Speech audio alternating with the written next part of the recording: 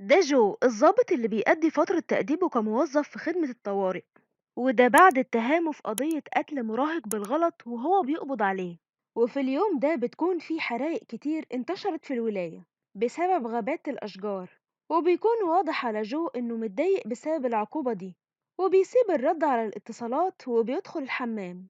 وهناك نعرف إن جو عنده ربو، وبعدها بيخرج يكمل شغله، وبيجيله مكالمات من أشخاص بيتعرضوا للسرقة أو لحوادث بسيطة، وده بيزيد إحساسه بالملل وبينهي المكالمات بسرعة.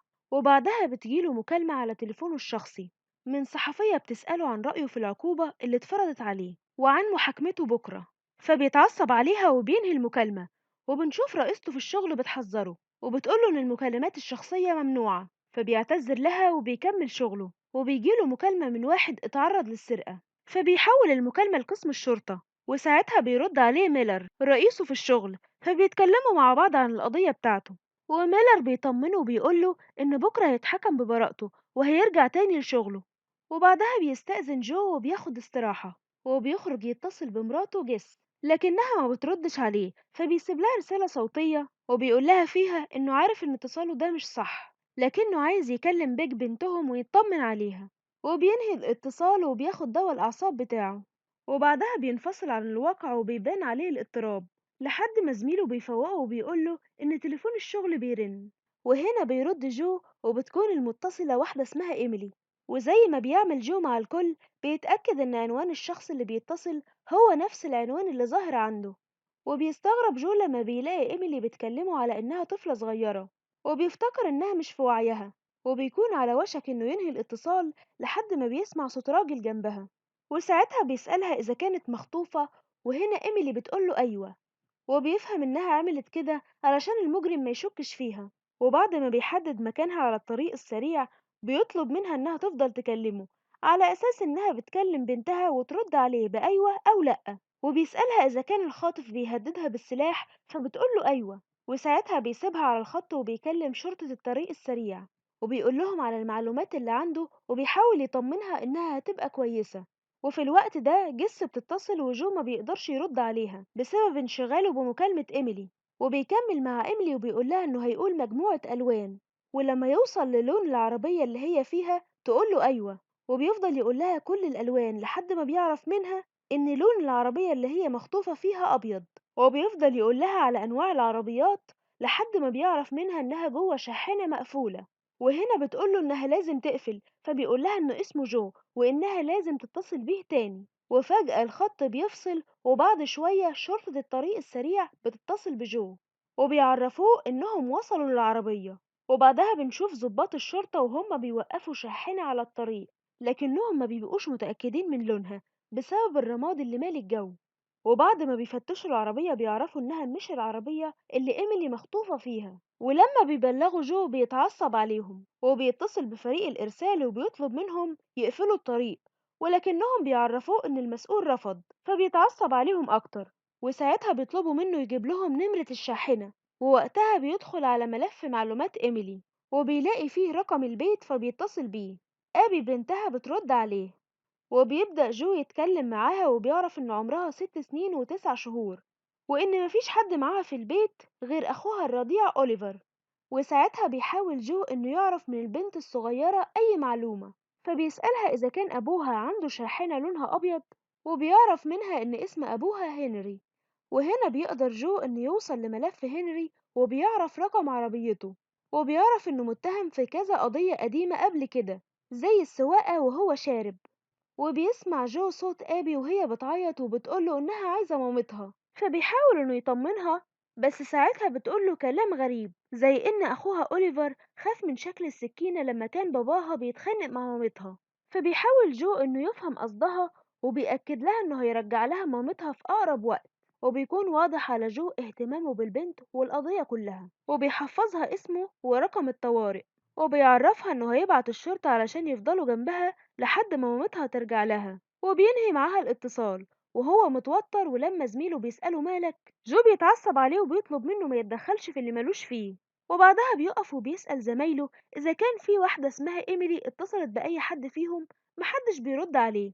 ووقتها بيكلم ضابط الدورية وبيديله رقم عربية هنري وبيقوله إنه واضح إن هنري شخص مجرم وخاطف مراته، وبيطلب منه يبعت وحدة شرطة لبيت إيميلي والأطفال، وواحدة تانية لبيت هنري اللي عايش فيه لوحده. لكن الضابط بيرفض إنه ينفذ أوامره وبينهي معاه الاتصال.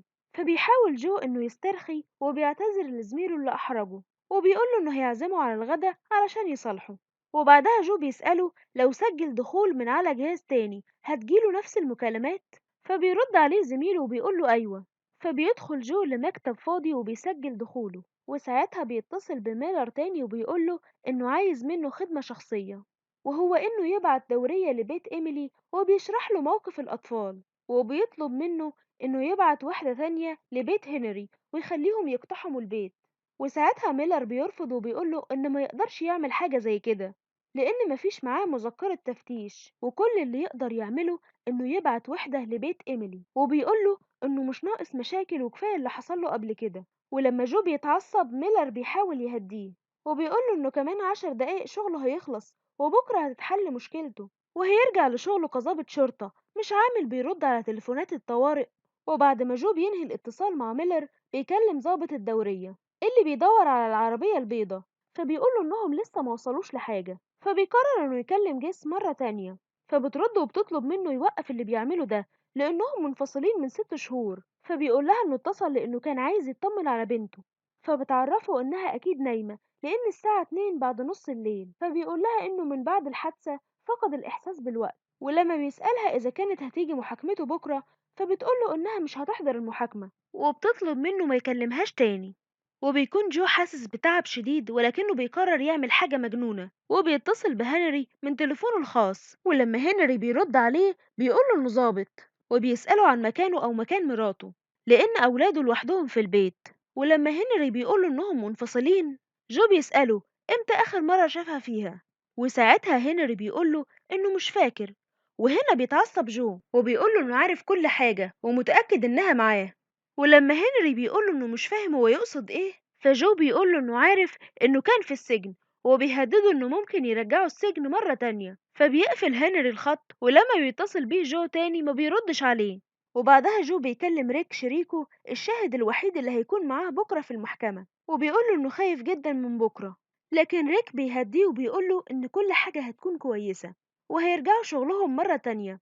وساعتها جو بيطلب منه يروح على عنوان هيبعتهوله، وبيكون ده عنوان هنري، وبيطلب منه يتصل بيه لما يوصل. وبعدها بتدخل عليه مديرته وبتقوله إن في طفلة اسمها آبي كلمته، فبيطلب منها تحوله الاتصال. ولما بيرد على آبي بتقوله إن في حد بيخبط عليها، فجو بيطمنها وبيقول لها تفتح لأنهم الشرطة. وبيسمع جو من الشرطة اللي داخل البيت إن في دم على إيد ولبس آبي، وإنها بتقول إن الدم ده مش دمها. فبيدخلوا علشان يطمنوا على أوليفر، وساعتها بيكون جو سامعهم، والضابط بيقوله إن في دم كتير، والضابط بيعرفه إن أوضة أوليفر مليانة دم. وبعدها بينهي الاتصال، وهنا زميل جو بيبلغه إن وقت الشغل خلص، ولكن جو بيقوله إنه لسه هيقعد شوية. وبعدها جو بيكلم هنري وبيقوله إنه عرف اللي عمله في ابنه، وبيكون جو متعصب جدا وبيقول لهنري إنه لو وصله هيخليه ياخد إعدام بضمير مستريح. وساعتها بيقفل هنري المكالمة، وبعدها بيتصل جو بريك شريكه اللي بيقوله إنه وصل قدام بيت هنري، فبيطلب منه جو يكسر الباب ويدخل. فبينفذ ريك اللي جو طلبه منه، وبيدخل لبيت هنري وبيبدأ يوصف لجو اللي شايفه، واللي بيكون عبارة عن بيت شبه فاضي ومكان مليان بأوراق فواتير وغرامات. وفي الوقت ده إيميلي تتصل بجو، ولما بيرد بيسألها إذا كانت لابسة حزام الأمان، ولما بتقوله لأ بيطلب منها تلبس الحزام وتشد فرامل اليد بسرعة علشان العربية تقف. وساعتها إيميلي بتنفذ اللي جو قاله، ولكن المكالمة بتقطع وبيحاول يتصل تاني لكن التليفون بيتقفل. وبعدها إيميلي بتكلمه تاني وبتقوله إن الموضوع ما نجحش وإنها لسه موجودة في العربية. فبيحاول جو يكلم الدوريات تاني علشان يلاقوها، ووقتها إيميلي بتكون منهارة وبتعيط وبتترجاه يلحقها لأنها في شنطة العربية والدنيا ضلمة. فبيطلب منها تشوف أي حاجة في العربية ممكن تهاجم بيها هنري، وساعتها بتقوله إن في جاروف حفر في العربية. فبيطلب منها تتمالك نفسها وتضرب هنري على راسه بالجاروف. وساعتها بتفضل تعيط من الخوف وبتقوله إنها مش هتقدر، ولكنه بيقول لها إنها هتقدر وبيحاول إنه يتكلم معاها. علشان تخرج من حالة الخوف اللي هي فيها، فبتتكلم معاه بهدوء عن حبها هي وأوليفر للبحر، وفجأة بتتكلم بغرابة وبتقوله إنها معجبة بيه جدا، وإن أوليفر ابنها كان بيعيط لأن معدته كان جواها تعابين، ففتحت بطنه بالسكينة وطلعت التعابين، وبعدها أوليفر سكت وبطل عياط لأنه بقى كويس. وهنا جو بيتصدم لأنه بيعرف إن إيميلي غير متزنة عقليا، وهي اللي قتلت ابنها مش هنري، فبينهي معاها المكالمة. وساعتها ريك بيقوله إنه لقى فواتير مستشفى للأمراض العقلية، وبيعرفه إن إيميلي كانت هي المريضة اللي بتتعالج في المستشفى دي. وبعد دقايق بيكلم هنري جو، ولكنه المرة دي بيقدر يحدد مكانه، والمفاجأة إنه بيكون عند المستشفى النفسي، وبيسأله جو على إيميلي فبيقوله إنها ضربته. ولما بيسأله جو ليه ما صرحوش من الأول أو حتى بلغ الشرطة، هنري بيكون منهار على موت ابنه الرضيع، ولكنه بيهدى وبيحكي لجو إنه من شهر نوفمبر اللي فات والخصم اللي كان ليهم في المستشفى النفسي خلص، وساعتها ما كانش معاه فلوس إنه يعالج إيميلي فطلعها من المستشفى. وبيقوله إنه حاول أكتر من مرة يسرق علشان يسدد فواتير المستشفى، ولكنه كان بيتقبض عليه. وبيكون هنري قلقان على بنته آبي جدا، ولكن جو بيطمنه وبيقوله إن البوليس معاها دلوقتي. وبعدها بيسأله جو عن مكان مراته طالما مش معاه، ولكن هنري مش بيكون عارف فعلا، وبيعيط وبيقوله إنها ما كانتش تقصد اللي عملته في أوليفر. وبعد الخط ما بيفصل بيحاول جو إنه يوصل لإيميلي، لكن تليفونها برضه بيكون مقفول. وبعدها زميله في الشغل بيقوله إن في واحدة اسمها إيميلي اتصلت بيه، فجو بيطلب منه يحوله المكالمة. وساعتها جو بيحاول يعرف منها هي فين أو توصف له المكان اللي هي فيه، لكنها ما بتعرفش توصف له مكانها، وبتفضل تعيط وهي منهارة لأن في دم على إيدها وهدومها، وما بتبقاش عارفة ده دم مين. وبيقدر جو يعرف منها إنها واقفة على الجسر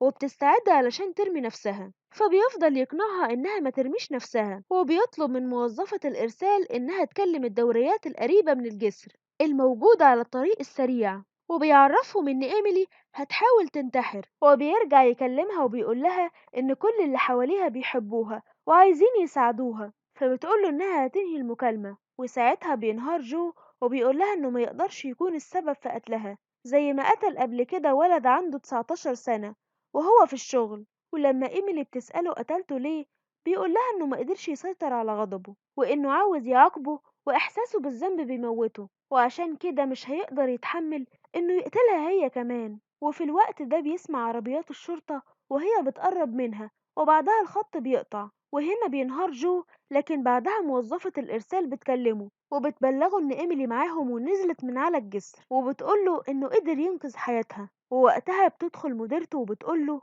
إن المحطمين نفسيا هم بس اللي بيحسوا بالمحطمين نفسيا اللي زيهم، وعشان كده هو قدر ينقذ إيميلي. وبتقوله إن أوليفر اتنقل للعناية المركزة، وبتطمنه إنه لسه عايش. وساعتها بيدخل جو الحمام وبيكلم ريك وبيطلب منه إنه بكرة في المحكمة يشهد باللي شافه، فصاحبه بيقوله إن ده معناه إنه يتسجن وهيفضل مدة كبيرة من غير ما يشوف بنته، لكن جو بيصمم على موقفه وهو منهار. وبعد ما بينهي معاه الاتصال بيكلم الصحفية وبيعترف لها إنه قتل الولد بالغلط، وإنه هيعترف بجريمته بكرة في المحكمة عشان ياخد عقابه لأنه مش قادر يستحمل إحساسه بالذنب. وبكده خلص فيلمنا النهاردة، ما تنسوش تعملوا لايك واشتراك في القناة، ونشوفكم في فيلم جديد. ولو حابين تشوفوا أي فيلم اكتبولنا في التعليقات.